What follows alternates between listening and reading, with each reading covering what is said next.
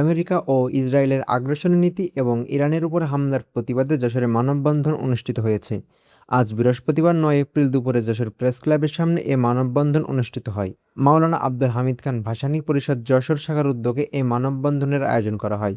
মানববন্ধনে বক্তারা বলেন, মাওলানা ভাসানী পরিষদ এর পক্ষ থেকে যে সমস্ত সাংবাদিক থেকে অভিনন্দন জানাচ্ছি।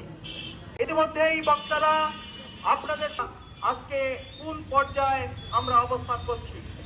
বিশ্ব বড় শত্রু এবং পৃথিবীর শত্রু সেই মার্কিন সাম্রাজ্যবাদ।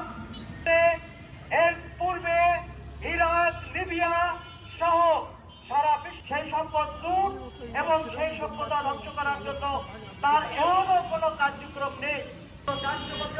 সেই দেশটি আজকে ৬,০০০ বছর ইরানের সভ্যতা ধ্বংস করে আছে।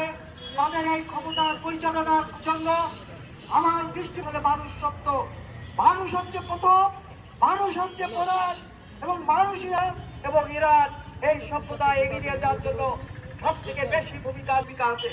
তাদের আজকে যারা ক্ষমতায় আছে তাদের আমার অপছন্দ হতে পারে, লুণ্ঠন এবং মানুষকে ধ্বংস করে দেয়া, সভ্যতাকে ধ্বংস করে দেয়া। মার্কিন যুক্তরাষ্ট্র আমাদের হুমকি দিচ্ছে, নির্বিচারে গুলি করে করছেন।